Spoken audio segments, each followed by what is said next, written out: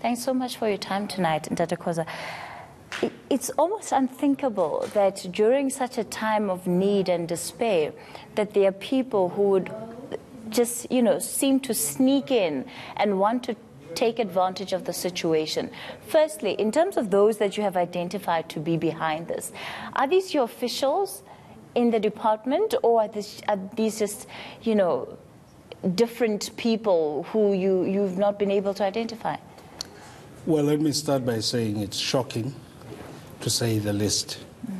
The problem has been compounded by the fact that during situations like this, when there are emergencies, normally we have people who volunteer from communities to work with the disaster teams from the provincial government and as well as the Johannesburg Metro. So it hasn't been easy at this stage to finger those out.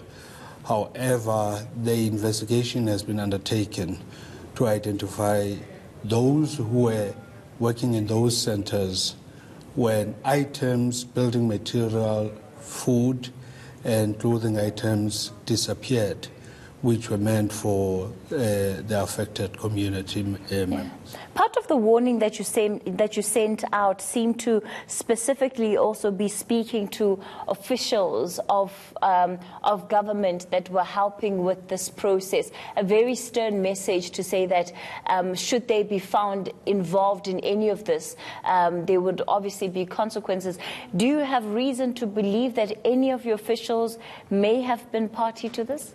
Well, in all the centers, there has been officials who form part of the disaster management, who are charged with the responsibility of working with NGOs, churches, and community members that come forward with any form of assistance, because we are charged by legislation to coordinate and work.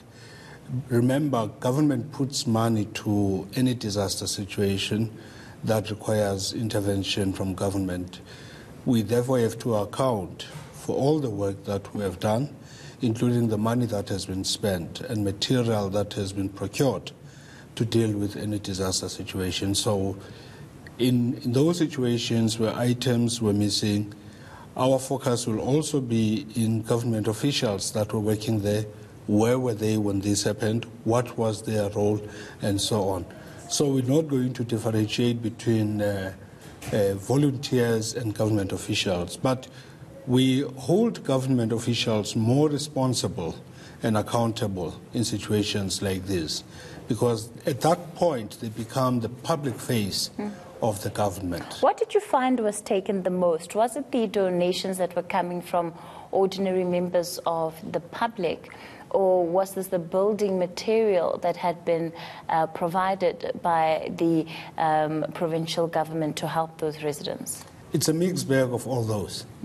Building materials started missing, which were bought by government to be allocated to the affected families.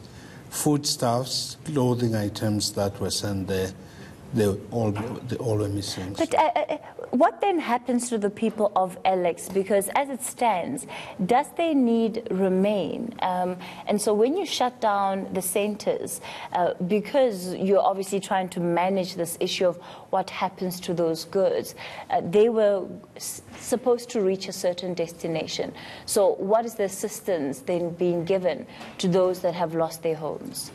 Well, to start with, at the time when a decision was taken, we had made an assessment that almost all the people had received the minimum support that they needed. Because the outpouring of support was huge, so there was more than what you would describe as minimum support, which would have been administered properly to reach as many as possible. So in the process of so doing, this happened. But having taken that decision, we're not saying goodbye, we're closing the doors and switching off the lights. What we're doing is that the disaster management team would continue working with the community as it rebuilds itself and identify specific areas of need.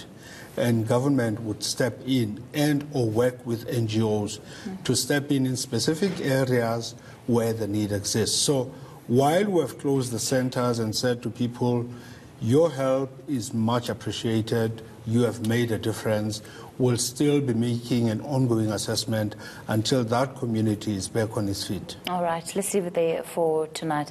The Deputy Director General of the Gauteng Department of Human Settlements, Keith Khoza.